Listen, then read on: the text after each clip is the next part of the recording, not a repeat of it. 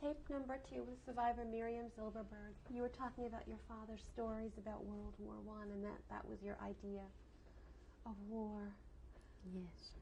What about like 1938? Did you know what was happening in the countries around Poland? 38, yes, we were talking already. I heard, not we were talking, not me, but I heard that times are getting bad, could be that we'll come to war. But really, I didn't know what that means. What that means war. When did you understand the possibility that there was going to be a war? This is already close in 1939. Then we went to summer home, like every year, and the school supposed to start beginning September, and then when we came home, and happens to be that my bed was near the window, and I opened my eyes. I heard noise like from a plane, and I opened my eyes and I saw flying by pretty low, flying by a black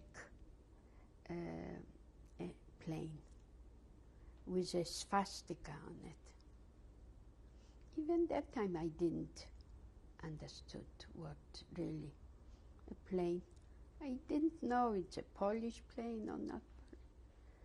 But soon enough we heard that the war started. When did you hear? Do you remember when you heard? Beginning September, right away we heard that the Germans attack Poland, and they are going fast further. And my father got very scared and serious about this. Then we felt already in the air, the atmosphere, we felt that it's not good. Not good. So my daddy started telling us that the women are probably not in danger. The women could stay here, but the men will have to run away.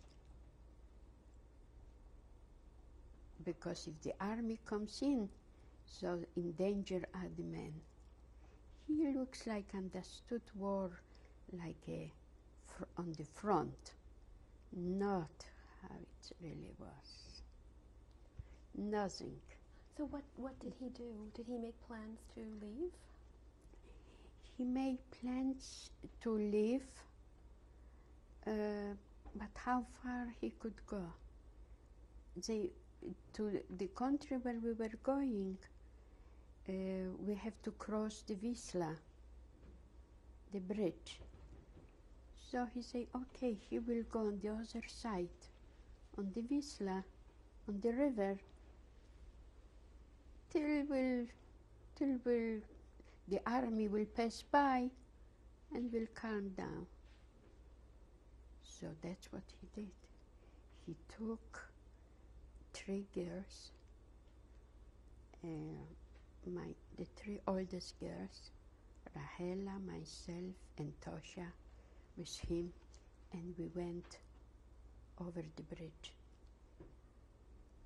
My sister, the youngest one who lives now in Los Angeles, Haline, and my youngest brother stay at home with my mother. And we stayed there few days, like 5 days, few days. And we decided, not only we were other father, men with their children. They decided, not we decided. The men decided we are going back home because looks like the army is not passing by. So we have to go home. So we went back home. But that was a very short time, few days, beginning of September. So we came home, and Then So, what happened? What was the first thing that changed in your lives? Right away we got, everybody got very frightened.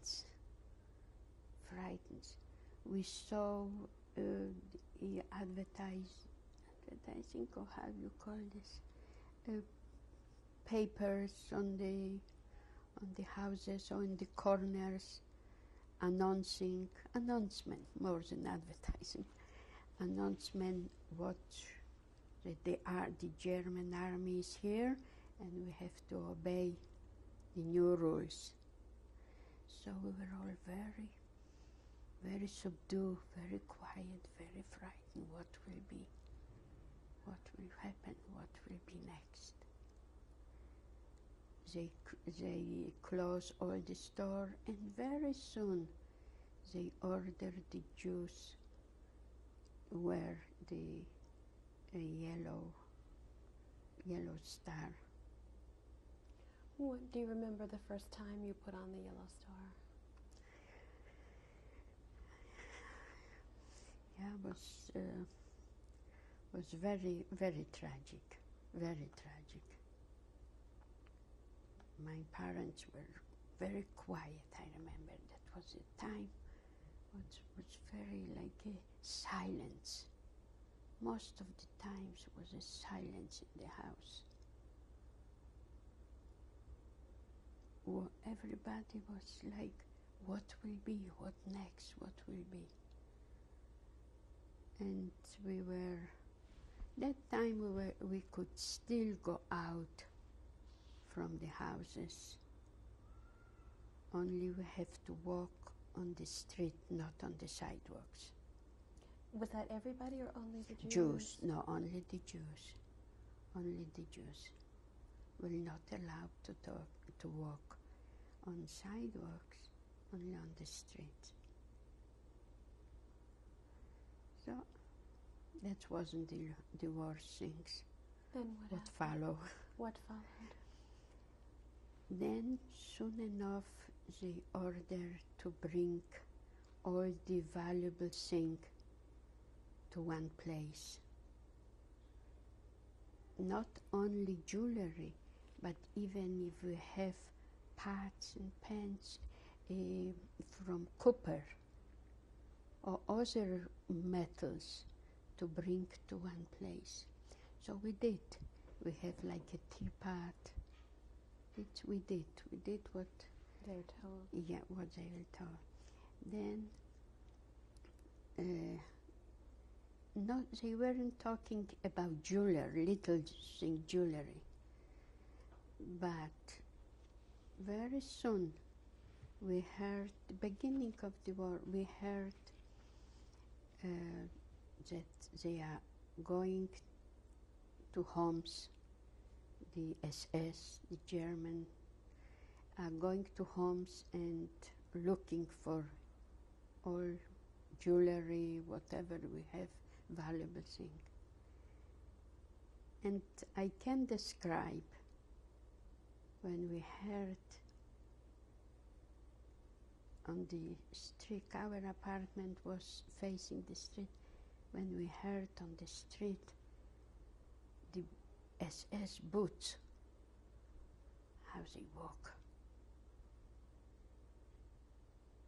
And the voices, the German voices, when we heard already, we were trembling. We were so petrified. And they came a couple times, but one time what stick to my mind, they came, they want jewelry. So my mother, they put my father against the wall with a gun pointing on him. Give me all your jewelry. So my mother ran to the drawer, when we have that was in a closet like a break front. She ran to the drawer and she took out whatever she had and she gave them. So they hit my father in the face and they left. The kids were standing so scared. I can't give over how scared we were that time. Then next time when they came, they also hit my father. Then my oldest sister, Rahela, she ran to the SS man and she grabbed him and she kneeled. Please let my father go. Let my father go. So he hit him a few times and he left. And all other children we were standing in the corners crying, but quietly, not screaming, not even screaming. We were so afraid, we were so scared.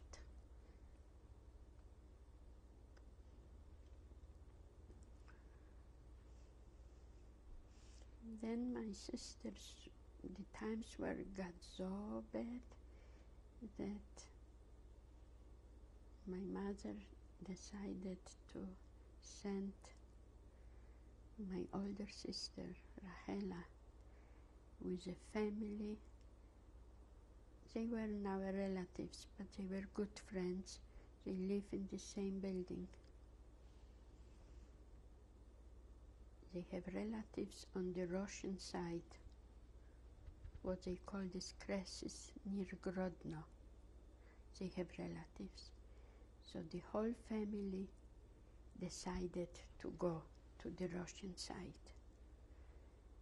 So my mother decided to send Rahela with them. She was the oldest. That was December 3rd, 41.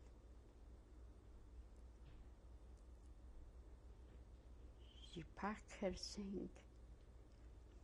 She made her, she crocheted her head.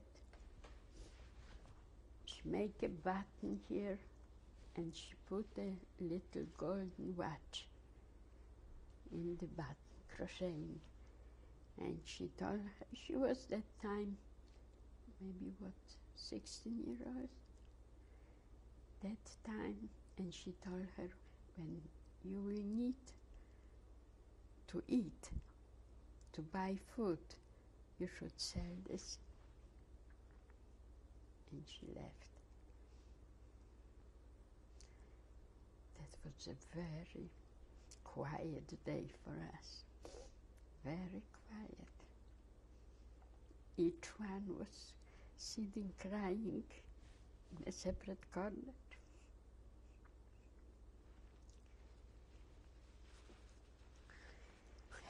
I want to mention that my mother has two sisters in Cuba.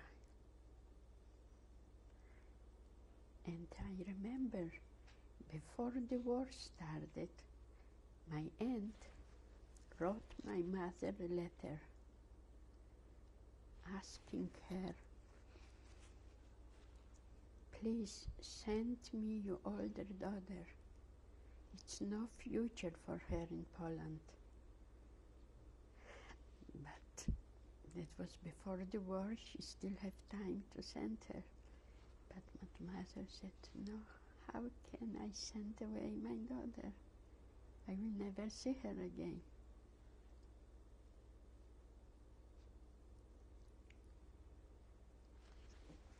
So, but here she went. My parents thought that this way maybe she will be safe on the Russian side.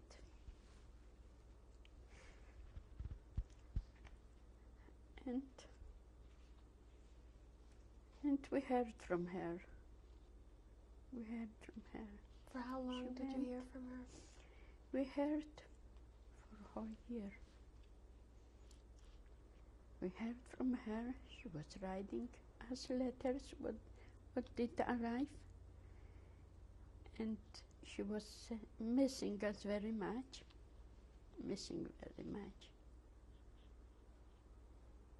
And she was sending us packages valuable packages. She was sending packages of tea, boxes of tea, coffee. I don't remember what else, but things what had a value in that time in Poland. So we sold it, and we had to buy food. She was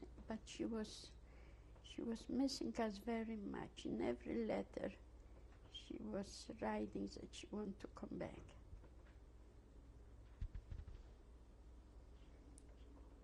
That she has everything, she said. She has food, but knowing that we don't have, she cannot stay there.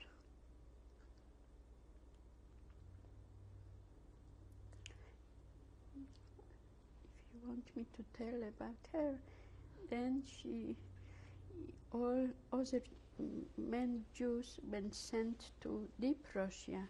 She didn't want to go. And she stayed there till the German came. And she didn't survive. Was there a ghetto in Platsk? Yes. When did this begin? Yes.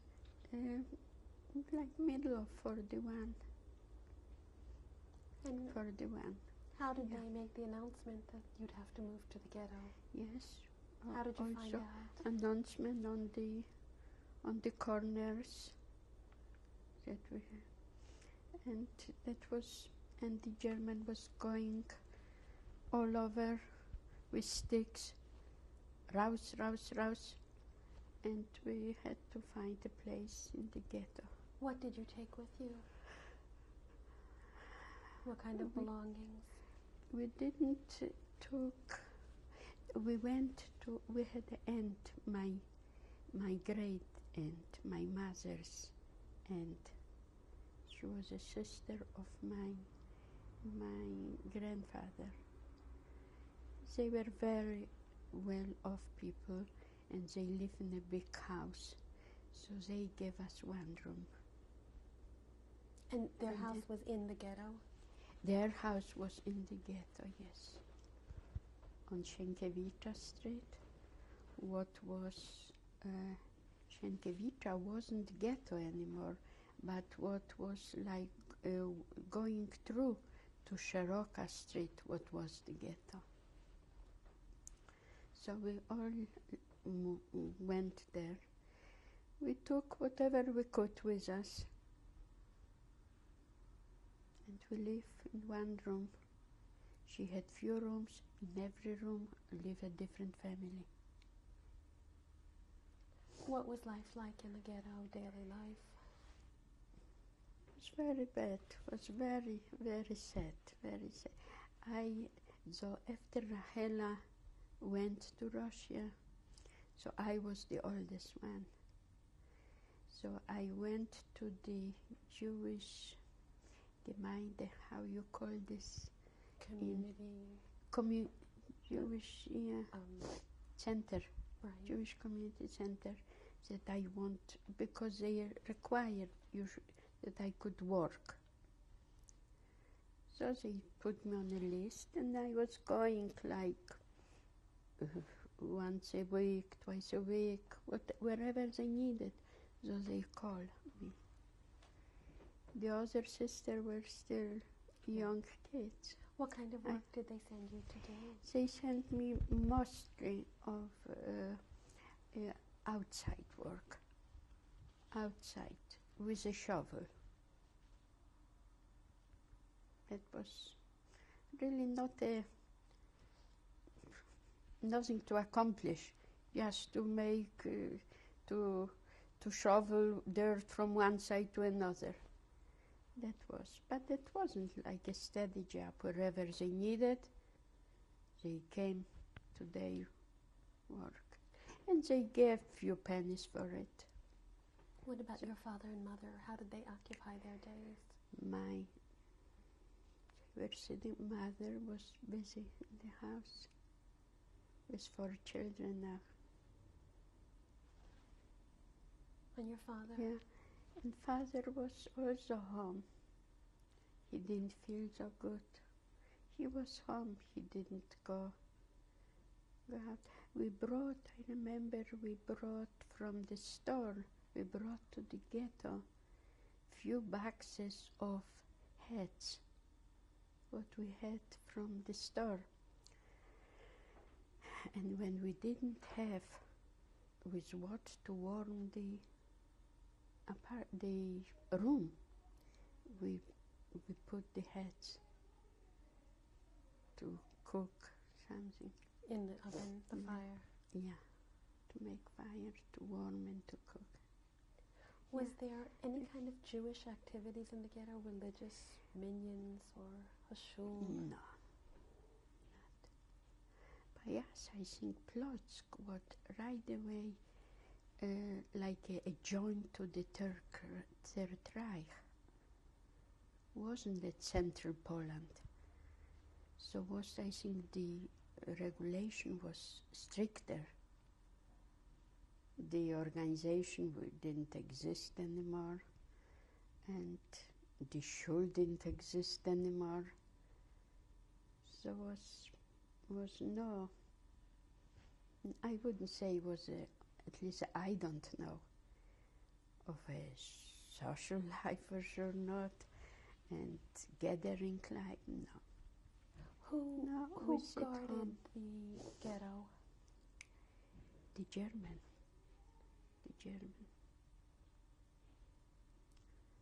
Was there a gate around the ghetto or a wall? Not wall, a gate, like a wooden gate, and the German soldiers was walking by all entrances, by all streets they were walking. Before we moved to the ghetto, when we had already to wear the yellow star, our wasn't yellow star. Our was a round circle, yellow round circle. So if my little brother, what was 7-year-old, he went out to stay in line to get some bread or some milk. How small, how tiny he was. And he knew already not to say that he is Jewish. He didn't look Jewish, and he didn't put the yellow star, the yellow letter, what they call it in Polish. So he brought us home. So he was the food supplier that time, and he understood so well how dangerous it is. He shouldn't talk. He shouldn't say what he's not supposed to say. Were there actions in the Platz ghetto, or did they deport people out of the ghetto? What was the situation? So then start action. When was this? What year do you remember? 42. They made the action. Everybody had to go out from the houses, take whatever we could take with us, and we stand on a plaza. And ghetto was like a alley, like a plaza. So we all stayed there, and came trucks, and they load the people on the trucks, and that was the action. That was the transport, what they call this. I don't know in English how you. Did they take everybody into the trucks? All the Jews? No, they didn't. We stand in the whole day. My father, I remember, he didn't feel good. So he sit down on one of the packages, and we felt so sorry for him. He didn't feel good somehow. And my younger sister also, before they called us, she was in bed. She was sick. And she was like asking my parents, you will not leave me here. You will not, right? You will not leave me here. That was very tragic. But by the end of the day, they couldn't take everybody. So they told us to go back to the houses. So we thought maybe we are safe already. We really didn't know where they sending. We didn't know. Displacing them someplace. The whole families, not separate. The whole families. At that time, did you know about the concentration camps? Did you know there was such a thing? No, not that time. No. So that night you went home? That time we went home. And we were happy to be together again. But didn't take long. Like a couple weeks after, they call us again. They call everybody. And they ran up the steps. The big soldiers with such a voices in German. And they took everybody out on the same place. And they cleaned up the rest of the people. They put out the trucks. And they took us to a place called Jaldovo. I don't know what it was. This was a Polish military place, or that was a big school, big buildings, and they fill up the people there, the families. How long did it take to get there? Not long, like I don't remember exactly, but not long. We weren't traveling long. Probably was near Plotzk, probably. And there we were still the whole family together. But was already, we were all like in one corner, one family, right away next to another family, all packed like cattle. We stayed there a few days. No sanitary condition, no toilets. And we stayed there a few days. We're going to continue on the next tape. Sorry.